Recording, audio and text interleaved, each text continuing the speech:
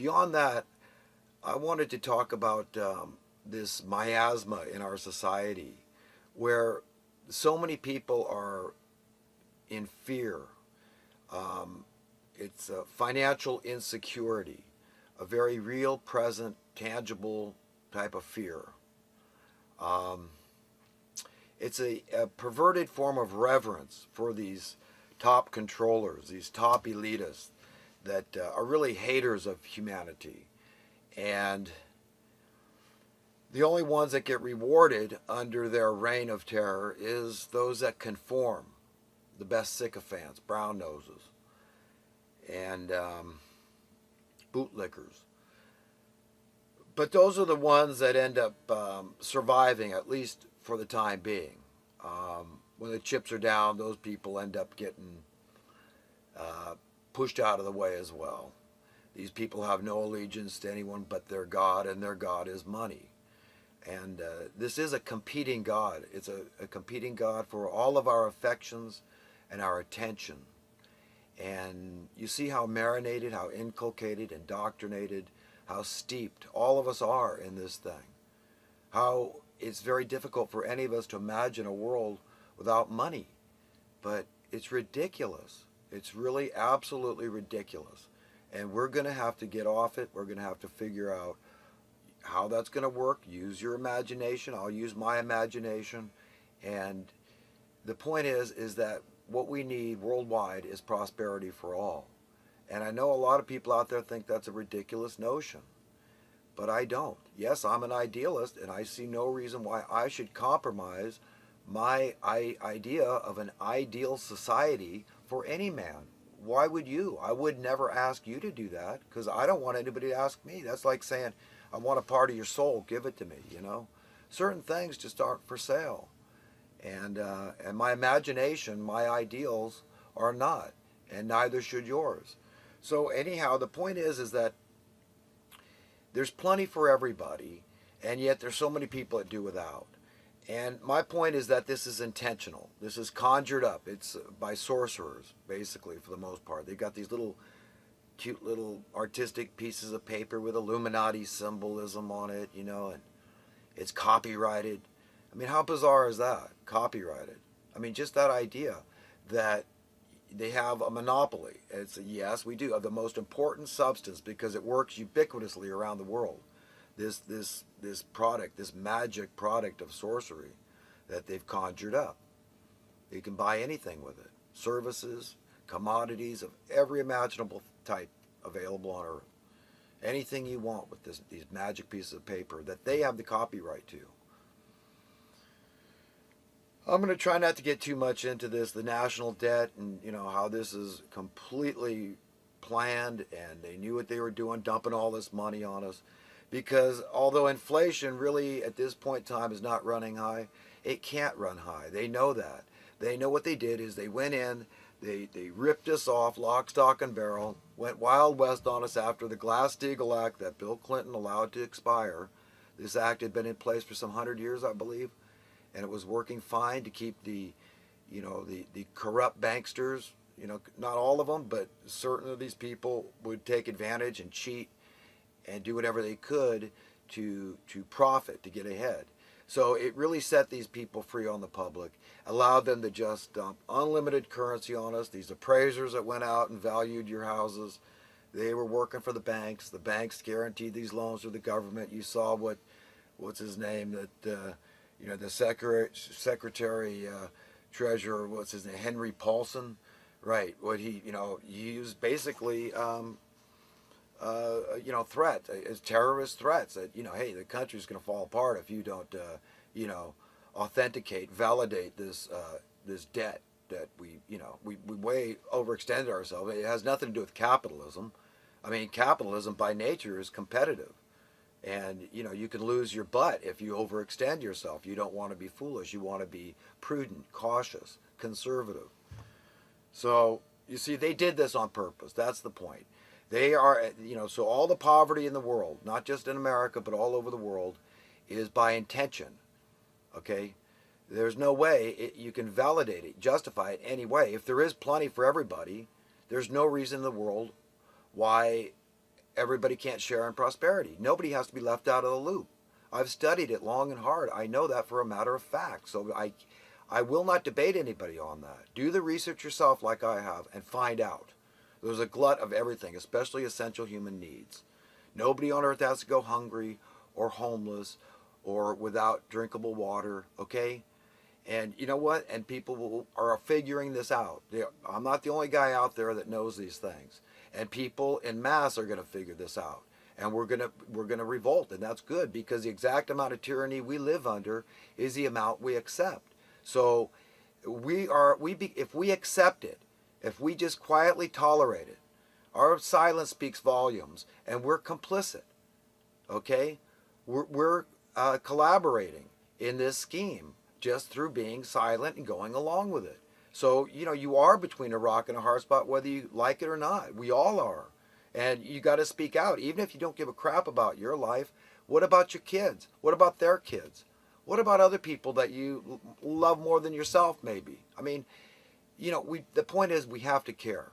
I cannot just be okay. I cannot say, that I'm going to go out and get prosperous and, you're all on your own. No, I can't do it. My conscience won't let me. I have very little, like I said, in terms of material things. But you know what? I feel very wealthy. And, I feel like I can't enjoy it because a lot of people are probably going to die out in the cold tonight across America. And you know what? My conscience is seared. I mean, God is right there, man. Right there. Isn't it like that for everybody? And I can't enjoy my stinking little life because of these psychopaths, these murderous thugs at the very top of this thing. The policymakers are evil. No ifs, ands, or buts about it, man. These are some bad people. Jesus hasn't returned. I tell that to every Christian out there. And no, these are a wicked bunch of scumbags working for Satan. And it's all about money. That's how they're controlling us. This is the perverted reverence they get from the public, is this service to money. You revere me. Your affections are for me, for money, because it pays for your food on your table. It pays the roof over your head and all the other things you want. I mean, it's really a very alluring, enticing commodity, okay? And we all have to be aware of what's going on here. And we have to really just thank God. I mean, it's God that gave humanity the intelligence. Every stitch of technology came about by thought, imagination. Every stitch of it, an invisible force. You can't see a thought, but we know it's very powerful. We can see the evidence of all the technology because God gave us a thinking mind. We're like God in that sense. We're creative. We're inventive. But anyhow, I wanted to play a clip of a show on the Alex Jones show on YouTube that I saw recently. I was really impressed with. But what they're doing is they're really persecuting the poor. Things to me are worse than they were during the Great Depression, because during the Great Depression there was so much poverty that the Hooverville is what they called were set up, and these people could look after each other and camp together until they could improve their lot in life. And today all you hear about in the news is how they keep running them off. They get established in one area. They don't do a damn thing. They don't lift a finger to help them out in terms of porta potties, showers. Sometimes maybe they might do a garbage pickup. I've heard of that, but mostly they just rouse them. They get tired of them. People start complaining. They say the businesses are complaining. The property values are being diminished. It's unsanitary. It's unsafe and all this. And so their idea is just to run them out of town. When supposedly we've got all these human resources, these social services set up to help these people, and more people keep falling through the cracks. And the answer is raise your taxes to subsidize the landlords. It's like a snake eating its tail. I mean, that's all part of the problem. It causes the prices to be higher than they ought to be. And I mean, why do we think we have homelessness? Is there a shortage of housing? I've done the research. No, quite the contrary. You could house every homeless man, woman, and child in America. 2006 statistics, 2006 research I did on my own, and you would still have 90% of the vacant, available housing left over. Okay, do you understand? That's an enormous amount of housing. We're talking in the millions, okay? And that's not including hotels and motels. I mean, the fact is, folks, is that it's all conjured, it's price fixing. There's no semblance of true free market supply and demand capitalism here. It's the opposite, and it's evil, okay? It's like you could double your output, double your production, and your price of those things that you got to buy still go up, even though you're the guy producing them. I mean, shouldn't the producers, if anybody is entitled to share in the prosperity of the nation, the wealth of the nation, shouldn't it be the ones that are actually out there committing their blood, sweat, and tears to produce? Why would you want to subjugate them? Why would you want to marginalize them? Anyhow, I'm going to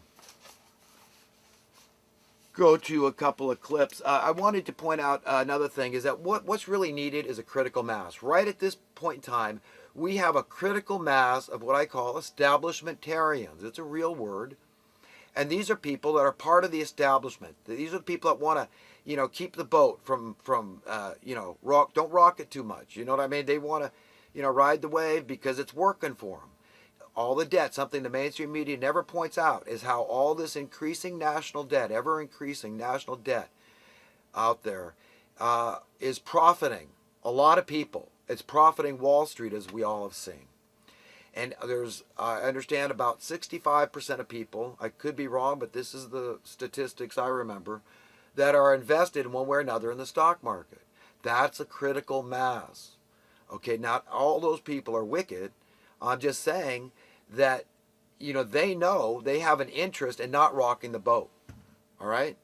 When the people at the bottom that are hemorrhaging out, bleeding to death, they want a reset of economic reality. Who can blame them? Things are so askew. Everybody knows. Anybody is being honest. Don't lie to your conscience. Be truthful. I know you're not an idiot. I mean, we can all use our brain and figure out, why? Why would those why? These people that the homeless are not lazy.